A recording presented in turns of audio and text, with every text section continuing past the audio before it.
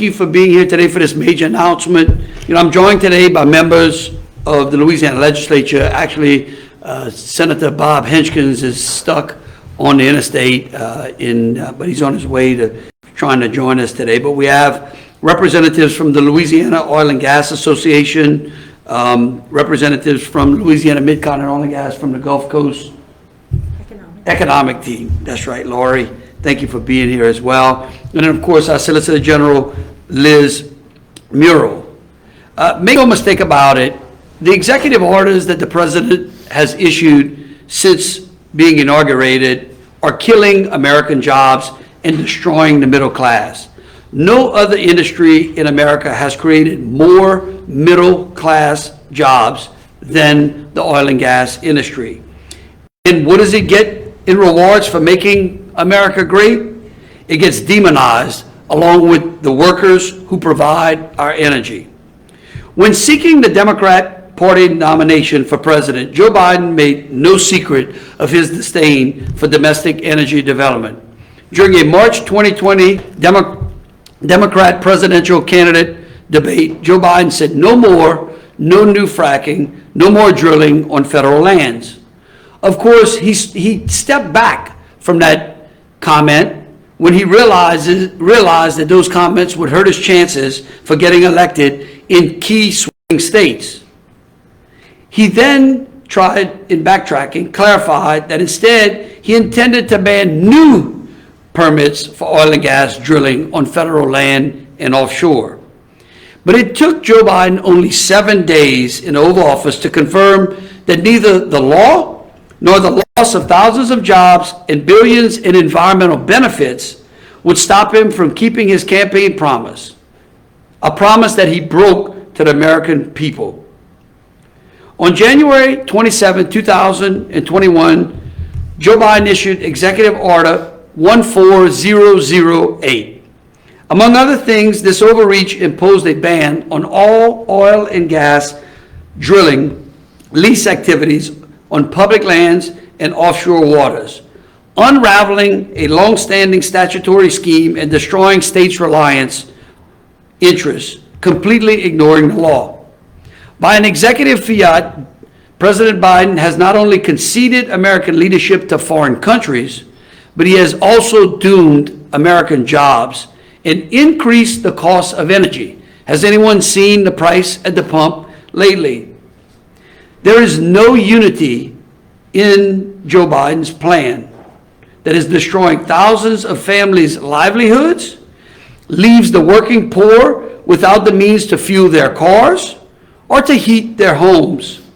And then he concedes our energy policy and national security to the whims of other countries. So we are and will continue to fight back, which brings us to today. This morning, on behalf of the state of Louisiana, I filed a suit against the Biden administration for effectively banning oil and gas activity that supports businesses, employs our workers, and also, as importantly, funds our coastal restoration projects. I was joined in this legal action by the Attorney Generals of Alabama, Alaska, Arkansas, Georgia, Mississippi, Missouri, Montana, Nebraska, Oklahoma, Texas, Utah, and West Virginia. Collectively, these 13 states are fighting to open an opening salvo of Joe Biden's declared war on America's oil and gas workers. The Biden executive order halted all oil and gas leasing operations days after the Interior Department halted the development and exploration on existing leases. Together, these actions make up what we call the Biden Plan, or Biden Ban, an aggressive, reckless abuse of presidential power that threatens our families, livelihoods, and our national security. The Biden ban purports to protect the environment. However, it constitutes what is likely the single largest divestment of revenue for environmental protection plans. Here again, listen closely. His ban basically puts in jeopardy environmental protection plans and projects. What's more importantly, this ban arbitrarily exempts tribes that the land and trust from onshore, on the land and trust and onshore ban. So again, this Biden ban now, we see a pattern, picks winners and losers.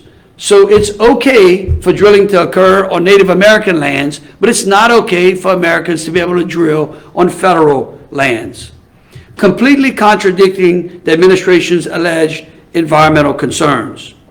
Now look, I've always said that drilling equals jobs, and that is especially true here in Louisiana.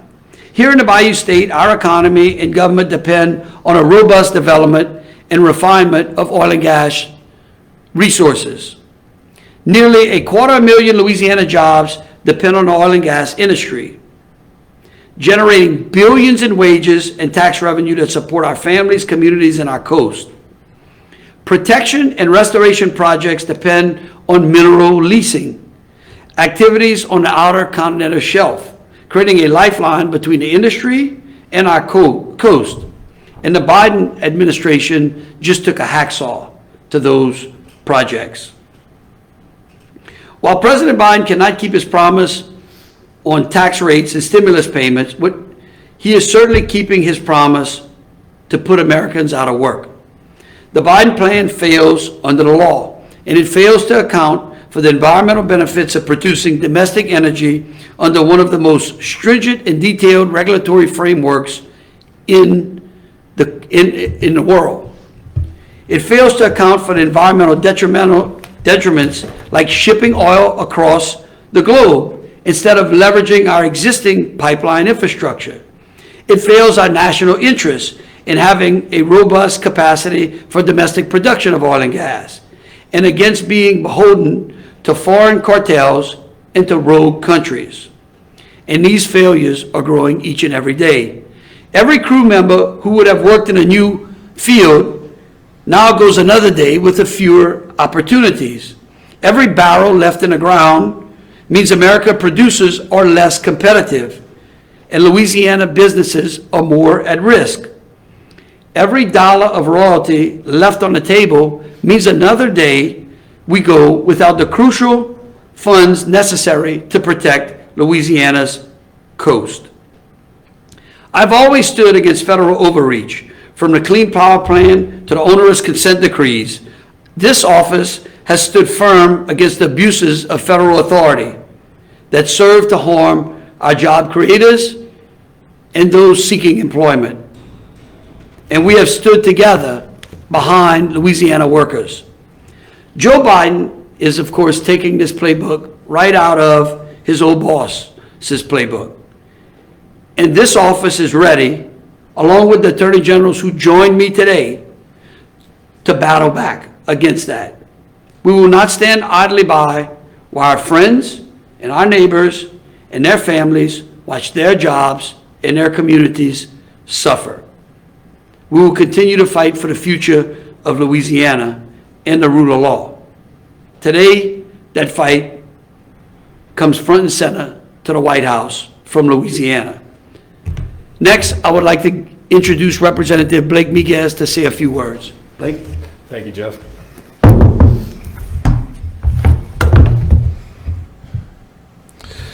First of all, I want to thank you all for joining us here today, and I want to thank the Attorney General for taking a stance to defend Louisiana working families in our oil and gas industry. A legislator from South Louisiana, myself being from the Acadiana area, this is the lifeblood of our economy, and someone needs to stand strong for these families that are working hard and have been through struggles over the last 6 years. The Biden ban immediately impacts and harms Louisiana by reducing revenues and royalties from federal oil and gas leases in the Gulf of Mexico. Here's some statistics I want to give to you and let them sink in for a second. The BOEM's most recent GOM leasing sale conducted in November 2020 generated over $120 million in bids, which could generate up to $19 million in GOMESA funds for Louisiana. The cancellation of the lease 257 and the suspension of sale 259 and 261 will reduce Louisiana's GOMESA funding by up to $17 million. This ban on new leasing and drilling will deprive Louisiana of GOMESA funding for the Coastal Master Plan, and most importantly for my area, critical hurricane protection funds and projects. These projects protect our coast and protect the people who live there. These jobs provide food to put on the table of Louisiana working families and are the lifeblood of our coastal communities. In 2019, energy-based manufacturing accounted for $6.8 billion in wages, representing 48% of Louisiana's manufacturing wages. It's clear that President Biden has targeted our oil and gas industry that could destroy thousands of jobs here in Louisiana. API recently released a report that an extended drilling ban would impact the Gulf Coast, which would be the hardest hit with an estimated 48,000 jobs that would go away by 2022. In 2018, the oil and gas industry accounted for roughly 250,000 jobs and contributed more than $73 billion in Louisiana's economy. Oil and gas production benefits every American, and supporting it should not be a partisan issue. The industry delivers good paying and accessible jobs in Louisiana, lowers greenhouse gas emissions, and funding for conservation, outdoor and recreational programs, rebuilding our coast, and rebuilding and improving parks in urban, underprivileged communities across this nation. I encourage every elected official, including our governor, to make a stand and defend the oil and gas industry here in Louisiana. It's an imperative that President Biden understands the importance to our state's economy and to Louisiana families that it supports. Thank you so much for your time today. I appreciate the ability to talk on this issue. Thanks. Next, I would like to bring up Lori LeBlanc. This is a woman who saw firsthand the crippling effects of a drilling moratorium back in 2010 and now understands the effect of a constructive drilling moratorium on Louisiana and the effects that it has. Lori?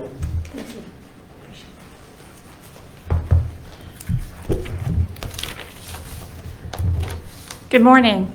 As the Attorney General said, my name is Lori LeBlanc. I'm the Executive Director of the Gulf Economic Survival Team, who represents the hundreds of thousands of hardworking middle-class Americans who go to work every single day in support of the industry that literally fuels America. I want to thank the Attorney General today for his bold action against the Biden administration, who believes we can just merely flip a switch to new energy resources without taking into consideration the impacts it will have on states like Louisiana, on our communities, and most importantly, the men and women who depend on a robust energy industry to earn a good living, to put dinner on the table at night, and to go to work each and every day. The oil and gas industry has a $70 billion impact to the state of Louisiana. The oil and gas industry is part of the energy transition. However, transition to new energy resources should be smart and should be strategic, and it should engage critical stakeholders like the state of Louisiana. Excuse me. While the oil and natural gas industry shares the administration's desire to tackle climate change and reduce emissions, halting domestic energy development in one of the lowest carbon-intensive energy-producing regions in the world is not the answer. That move will shift production and capital investment overseas, and it will undermine decades of environmental progress. The federal government's lease sale ban will have a ripple effect on our economy that reaches communities that depend on energy production for economic stability. In addition, the revenues from oil and gas activity in the Gulf of Mexico funds critical restoration and hurricane protection projects. These projects protect our unique culture, our unique way of life, and they make our Gulf Coast communities stronger and safer. We must invest in America's offshore resources, not halt development that will increase our dependence on foreign energy sources and threaten America's energy independence. And so once again, I thank the Attorney General for his bold action today, and I thank you all. Thank you, Laura. And now I'd like to bring up a good friend of mine, Mike Monclon, who has been fighting to save oil and gas jobs for a long, long time. It's something that he's passionate about. He's with the Louisiana Oil and Gas Association. Mike? Thank you, Jeff.